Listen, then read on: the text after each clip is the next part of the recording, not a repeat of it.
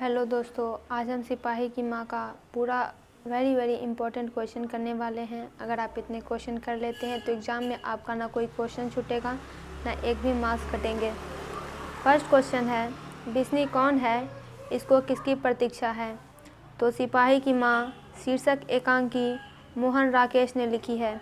इस एकांकी में बिस्नी माँ के रूप में चित्रित है। उसे एक बेटा और बेटी है। बेटे का नाम मानक है। बेटी की शादी की चिंता माँ को है। वह बेटे को बर्मा के युद्ध में भेज देती है ताकि वह कुछ पैसा कमा कर लाए।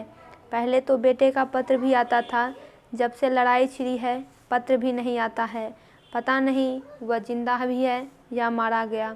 बिस्नी को अपने बेटे की प्रतीक्षा है।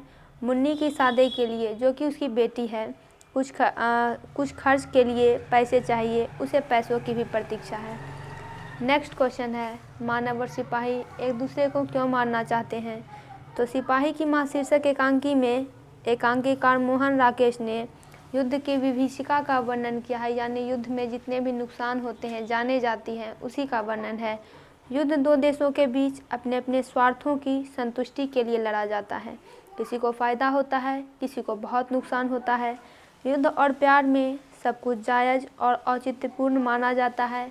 अंग्रेजी में भी कहा गया है कि everything is fair in love and war. युद्ध में नैतिकता और उदारता का कोई स्थान नहीं है, सिर्फ और सिर्फ यहाँ जाने ही जाती है। मानक और सिपाही एक दूसरे को मारना चाहते हैं। द्वितीय विश्व युद्ध में दो विरोधी सेनाओं की ओर से लड़ते हैं। मानक ने हजारों दुश्मनों को मारा क्योंकि वो युद्ध में गया है और जितने भी विरोधी तरफ से लोग आएंगे वो उसके दुश्मन हैं, और मानक ने उन सभी को मार गिराया। मानक ने उल्लिखित नामी सिपाही को भी मारा। सिपाही भी मानक की जान का दुश्मन बन गया है। यदि मानक सिपाही को नहीं मारता तो वह मानक को ही मार डालता। नेक्स्ट, बिस्नी मानक को लड़ाई में क्यों भेजती है? तो सिंपल है कि वह अब कुछ पैसे कमाने के लिए ताकि बेटी की शादी हो जाए, इसलिए मानक को युद्ध में भेजती है। शादी में बहुत सारे खर्च होंगे, कपड़े होंगे, गहने होंगे, ये सब पैसे से ही आएंगे, और घर में कमाने वाला केवल एक मानक ही है। माँ बूढ़ी है, वो कर भी क्या सकती है, लेकिन सपने किसी के होते न पूरे, किसी के सपने पूरे नहीं होते, रोज़ बनाए फिर भी अधूरे।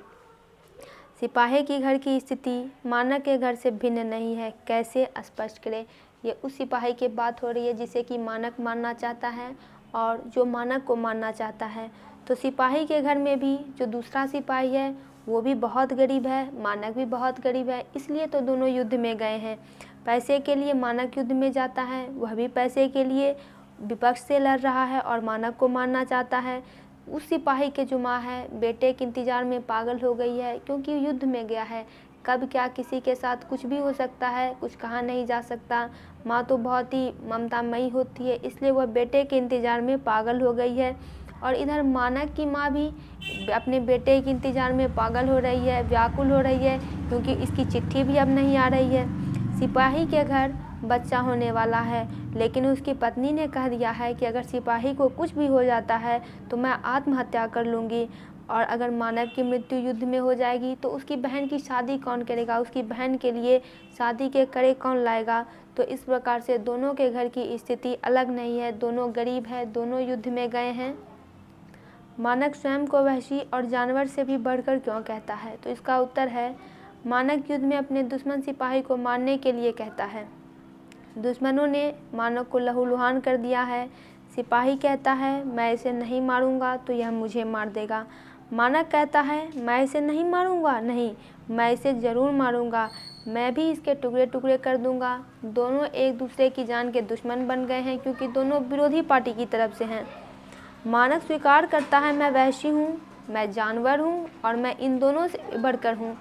युद्ध में सिपाही विपक्षी सिपाही को मरते दम तक मारने के लिए तैयार रहता है, इसलिए मानक स्वयं को वहशी और जानवर से भी बढ़कर कहता है। दोनों लड़कियां कौन हैं? युद्ध काल में ये दोनों लड़कियां प्राण की रक्षा के लिए भागकर भारत आई हैं। रिफ्यूजी शरणार्थी है, यानी दूसरे देश से इस देश में आई है। ये लड़कियां क्रिस्टान है, क्रिस्टान यानी क्रिश्चियन है, अलग धर्म की है। भोजन के लिए भिक्षाटन कर रही है, क्योंकि दूसरे देश से आई है तो यहाँ पर ये कर भी क्या सकती है, भीख मांगकर खाना खा रही है। रंगून और बर्मा से आई है, क्योंकि वहाँ पर भीषण लड़ाई चल रही है। गांव के गांव उजड़ गए, शहर के शहर तबाह हो गए, कितने लोग मारे गए। ये लोग तो बड़ी मुश्किल से भाग कर आए थे। ये एक पुरानी धर्मशाला में ठहरी हुई है। वे कहती हैं कि घर बार उजड़ गया है, भीख का ही आसरा है। जापानी जहाज़ों ने बम मार मार कर सारा शहर उजाड़ दिया है। कुंती का परिचय दे। कुंती कौन है? तो कुंती बिष्णु की पड़ोसन है। अधेर होने पर भी उसके चेहरे पर स्वास्थ्य की लाली झलकती है। कुंती बिष्णु से पूछती है कि बिसंदेई आज भी कोई चिट्ठी नहीं आई, यहाँ मानक के चिट्ठी आने की बात हो रही है। बिष्णु बोलती है, आ कुंती, ब्रह्मा में लड़ाई हो रही है, यानी बर्मा में लड़ाई हो रही है।